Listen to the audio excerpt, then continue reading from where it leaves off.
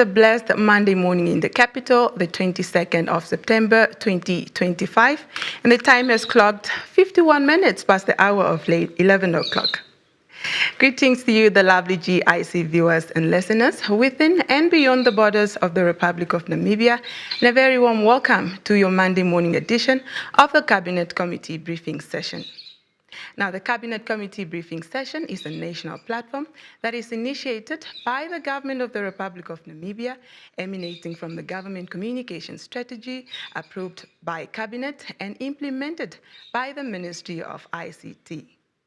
Now, this platform aims to serve as a conduit for transmitting information on government projects, programs, policy formulations, and advancement, but also strategic implementations, focus, and updates within the respective OMAs. And of course, the main aim is to fast-track information dissemination across all organs of government and the general public. For this morning's edition, I am your host, Hileni Felepe-Samunyela, and I am super delighted to be joined in the studio by the Minister of Finance and Public Enterprises, Honorable Ericah Shafudah, and she's here to update the nation on matters relating to her ministry. Honorable Minister, once again, it is an honor and a privilege to be joined by you in the studio this morning.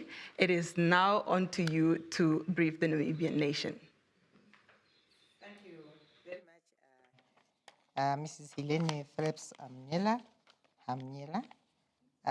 for hosting me today. And together with you, I greet the whole nation of the Republic of Namibia. I wish to thank the Minister of Information Communication Technology for organizing this platform, of course, as mandated by the government. Thank you very much for allowing us to speak to the public by making use of this platform.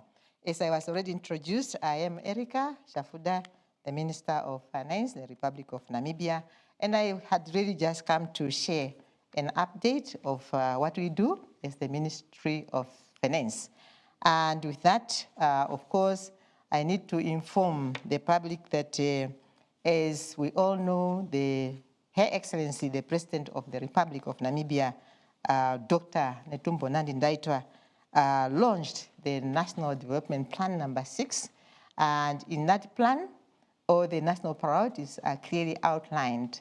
And as respective ministries, we need to give an update as to how are we faring in terms of the aspirations outlined in the NDP 6. By way of introducing the Ministry of Finance, I wish to inform the public that our mandate is per the Constitution, specifically Chapter 16 of the Constitution, that talks to finances, and within that chapter, there is articles, that is 124, 125, and 126, and I'm not going to give an elaboration of those articles because I would want the nation to take the Constitution and try to familiarize themselves in as far as what really the mandate of the Ministry of Finance is all about, okay? Anyway, let me do it simple for the public. 124 talks to the assets of the state. 125 talks to how we should manage the state revenue fund. And of course, 126, the appropriations and so forth. Now, as per this update, I want to inform the public that we carry out this mandate, of course, guided by the principles of transparency, accountability, and of course, sound financial controls in managing public finances.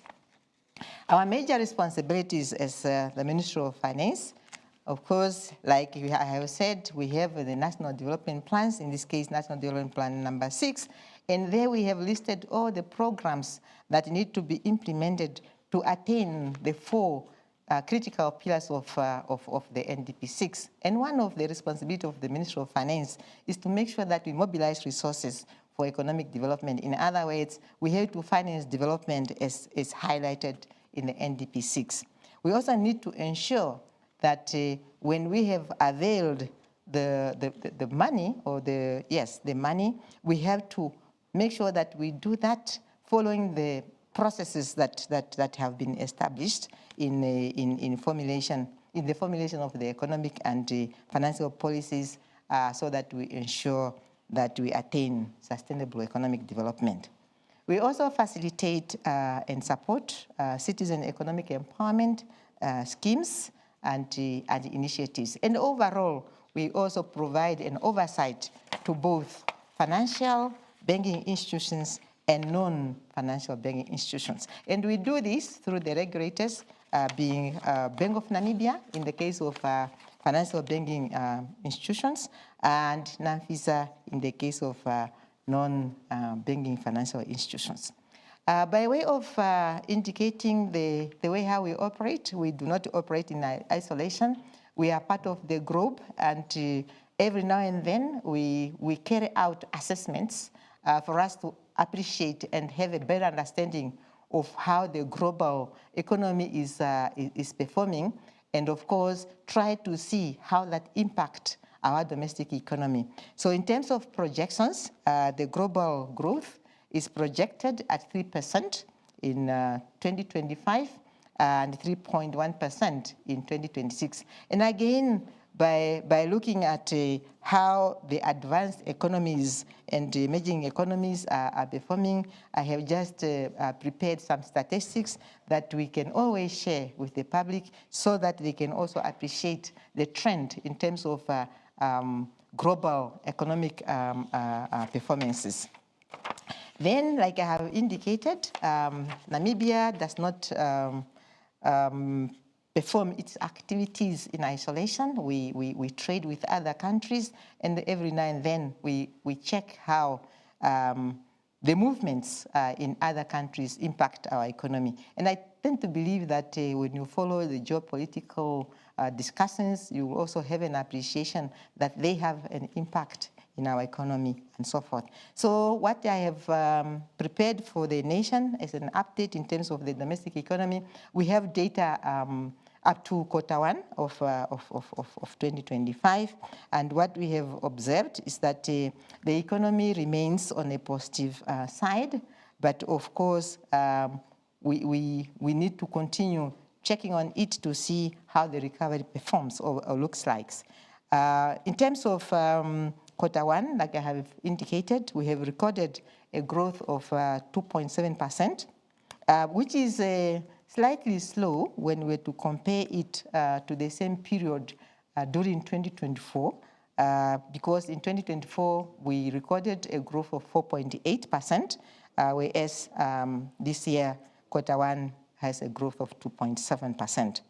I tend to believe that as a government, we continue to again provide information on how the industries are performing that, of course, contribute to the overall growth of the economy, be it from the primary industries, the secondary industries, and the tertiary industries. I want to touch also quickly on the fiscal policy update, just to indicate that, as I have indicated during the budget, when I tabled the budget, I have indicated that the year is not that easy, especially from the revenue side, having cognizant of the fact that the mining sector was estimated to perform relatively low, especially the diamond sector. And with that, the revenue was already projected to be on the slow side, of course, taking into account the contribution that normally comes from the diamond sector, which contribution is we are not going to get it in 2025-2026 financial year. We then had conducted mid-year consultations, just again to engage the ministries, offices, ministries, and agencies on how they are performing in terms of the programs that they have set for 2025-2026.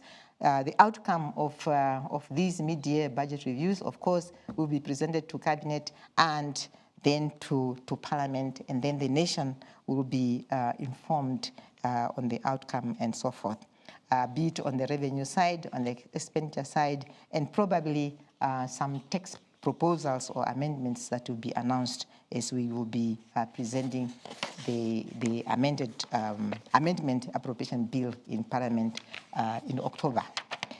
In terms of debt developments, again, it's good to inform the public that We are carefully managing the debt because we really want to bring down debt levels to sustainable level. And with that, we need to give an update to the nations. I have indicated that we have a bond. We call it a Euro bond because it was money that was raised outside Namibia. That's why it is called a Euro bond.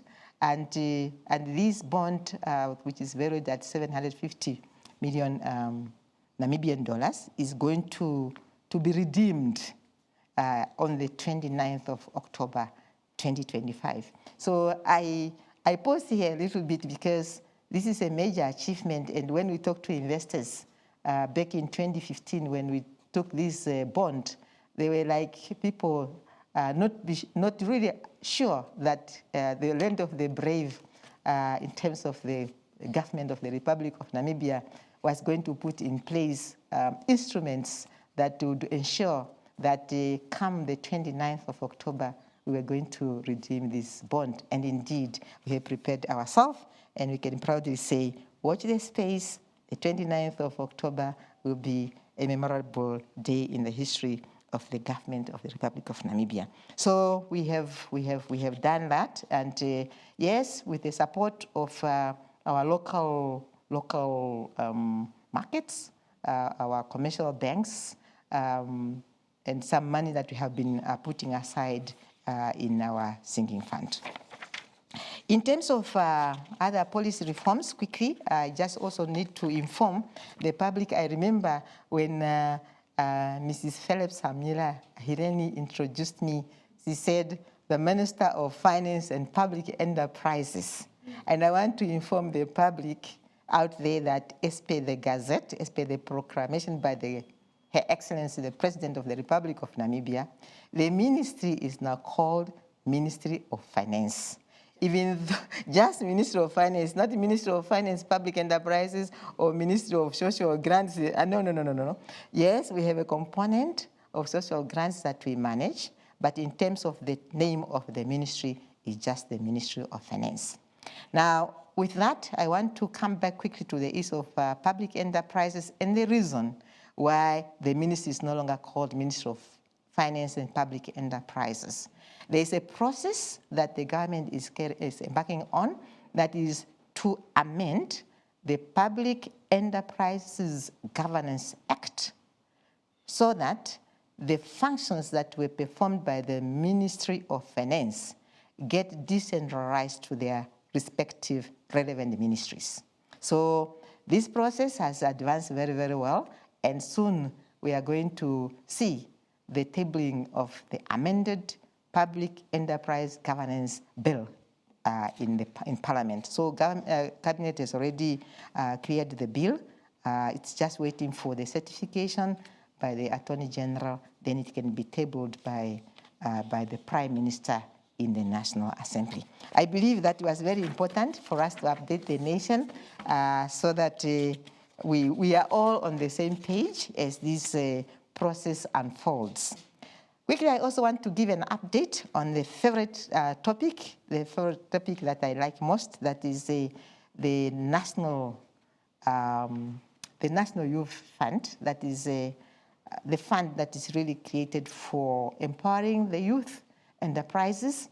And we have been talking to this subject for now many months.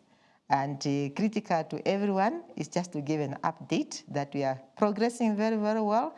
And on Monday, the 29th of September, 2025, the Right Honorable Prime Minister of the Republic of Namibia, Dr. Ilia Chitunga Gorai, is going to launch this youth fund so that it can now really start operationalized. And like I have already informed the nation, we have identified 3 development institutions that are going to manage on behalf of government this fund.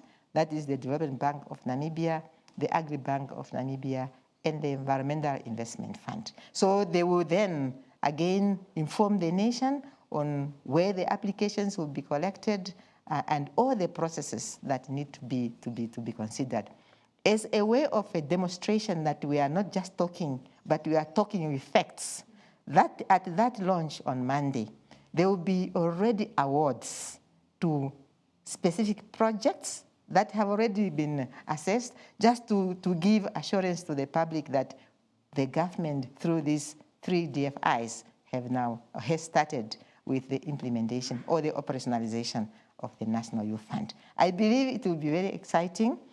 People, because we have said we are going to do a pilot, they had thought that this is the end of the game. But like I have explained, this is a program put up by the government for a period of 5 years, starting in the year 2025-2026 through to the year 2030. So if the application is not come today, you still have time to prepare yourself as the youth enterprise, so that then we see you benefiting from this youth fund. And again, like we have said to the public and especially to the youth, we would want to see the enterprises of these youth being graduating, from startups to growing, and then they scale up, but being run also in a sustainable manner. So the support will be also granted for mentorship, coaching, and also to assist youth entrepreneurs to also be able to come up or to formulate their business plans. Quickly on the social grants, I also want to give an update on the social grant. Like we have informed the nation, the component of payments is with the Ministry of Finance. The component of registration and validation or identification and registration of beneficiaries, that is still with the Ministry of Gender, Equality, and Child Welfare. The beauty of the government is that we do not work in isolation. So where you have functions that cuts across like 2 ministries or so, we have put measures in place to ensure that there is no duplication of efforts, but there are complementarity in terms of carrying out these assignments. So the payment part is with the Ministry of Finance.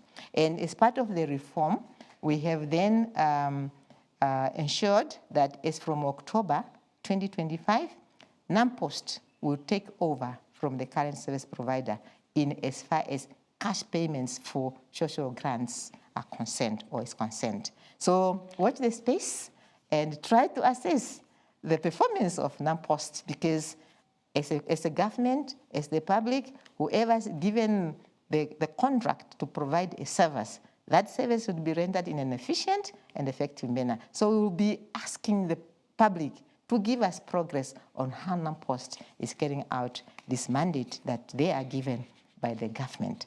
So we are very happy, and as part of the reform again, in terms of social grants management, we are working together with the Bank of Namibia as they are introducing a platform called Instant Payment Solution or Instant Payment Platform. Again, a platform that is geared towards advancing the technology in terms of managing social grants, among other modules that this instant payment solution has. So we are very happy to work with the Bank of Namibia in as far as the reforms are concerned, and we have no doubt that everything will be carried out as per the aspirations of our people.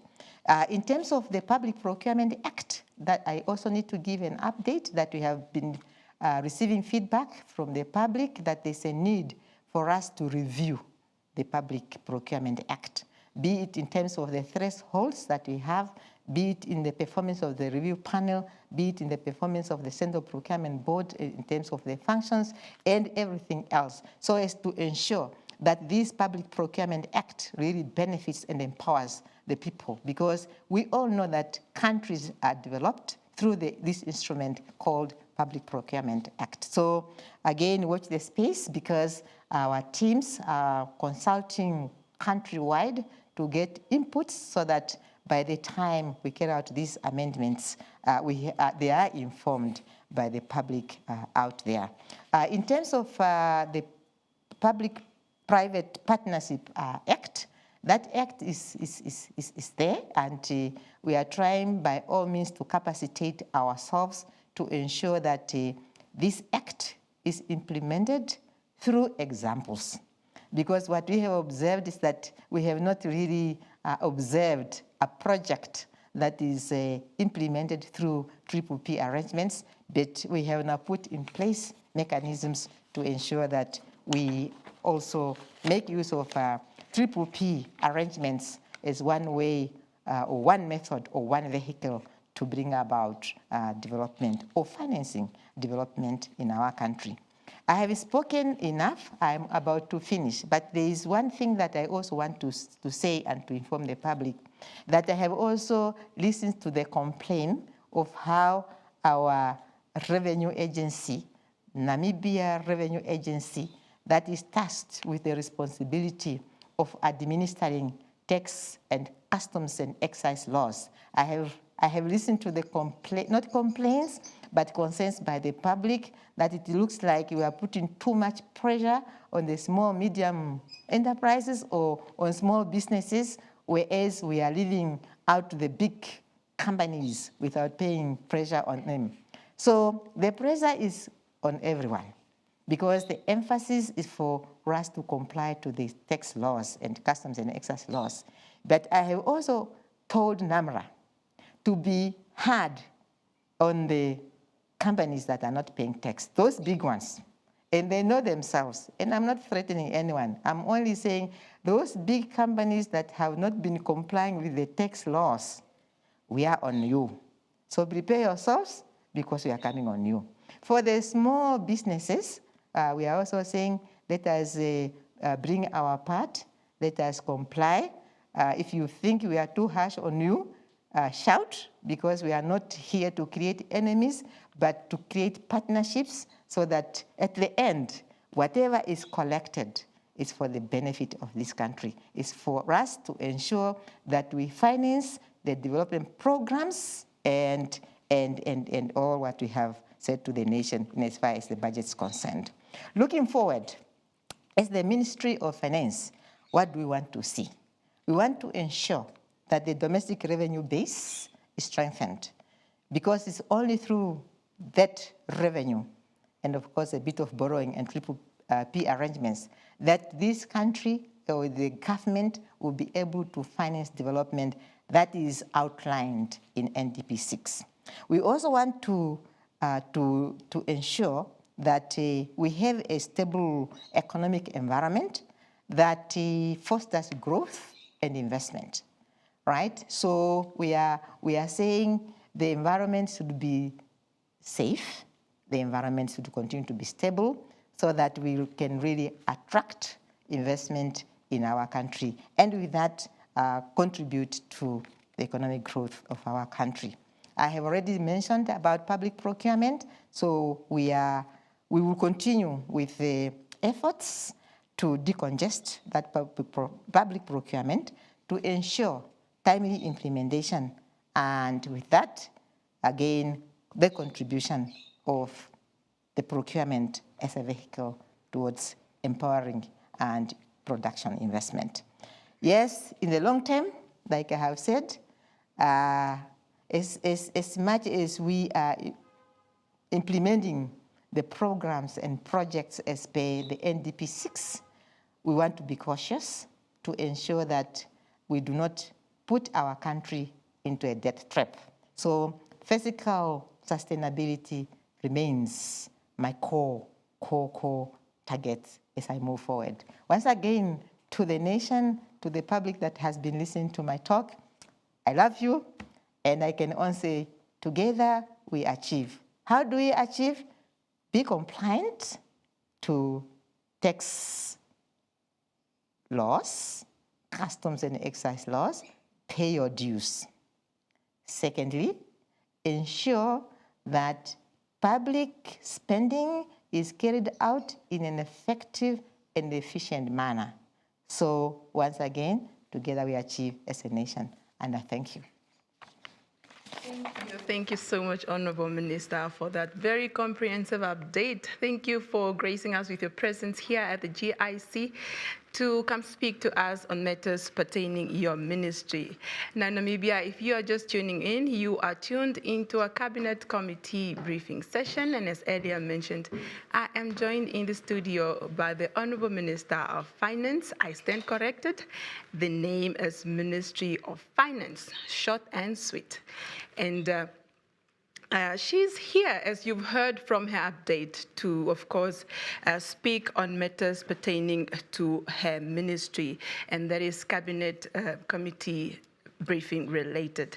Now, Honorable Minister, you've joined me on stage so that I can pose you this few questions, and I'm sure I will not be doing justice to the Namibian nation if I don't pose you this, because they are issues that are most, that we picked up, especially from the social media where the youth is mostly, on. That is the platform that they make use of. I just want to find out from you, Honorable Minister, seeing that you've assumed office in the beginning of the year, I would like to find out from you, what is your most priority, something that you prioritize on a daily basis, and how do you plan on building from where your predecessors left off? Thank you. Thank you very much, Ms. Phillips, Amiela. Yes. If there is one or two things that I, again, need to share with you, is that when you are given the responsibility to manage state finances, it's not an easy one. At all. And that's what makes me to be awake almost every now and then, because one, I need to know that I need to find a way how I can balance the revenue to these many needs, critical needs, in fact. Right. And again, taking into consideration that when your revenue is not sufficient to cover your expenditure, the other rooms that are remaining there is either you go for borrowing or you go for triple P arrangements that I'm talking about, but they also have their physical risks inbuilt or inherent in them. So what keeps me awake is how can I continue to run the finances in a fiscal sustainable manner. So that is one. All right. Secondly, you can have it all. You can have all, like people say, the money is coming. You can have the money. But if you do not have the staff or your teams that are capable, that are working together, you might not succeed in that journey. So again, team cohesion becomes my second priority, because at the center of everything, like I have said, is the human being. So team cohesion is again one of the priorities that I really have ascribed myself to. Where do I move from where my predecessor did? First, I should say that I thank my predecessors who have been carrying out the fiscal policy and all other policies, and they have laid the foundation. Great thing is that I have worked with many of them who have been there. Right. So they did very well, and I'm just building on where they left. And again, if I need to consult them, fortunately, I can also do that, so that, like I have said, together we achieve, because we are all for one purpose, that is contributing to the national development of our country, again, addressing socioeconomic challenges that are facing our people. So I'm there in terms of the bills that were left behind. I'm pushing forward, and all other things that were left behind, of course, we have to carry them forward. All right. Now, secondly, Honorable Minister, ordinary Namibians may be asking often, how does fiscal policy decisions translate into improved livelihood? How does the ministry then ensure that budget allocations, as well as they addresses effectively unemployment in the country, poverty reduction, and service delivery? No, thank you. Thank you so much. The fiscal policy, like I have said, is an instrument of implementing what the nation had aspired for. And what the nation has aspired for is what is contained, in this case, in the National Development Plan number 6.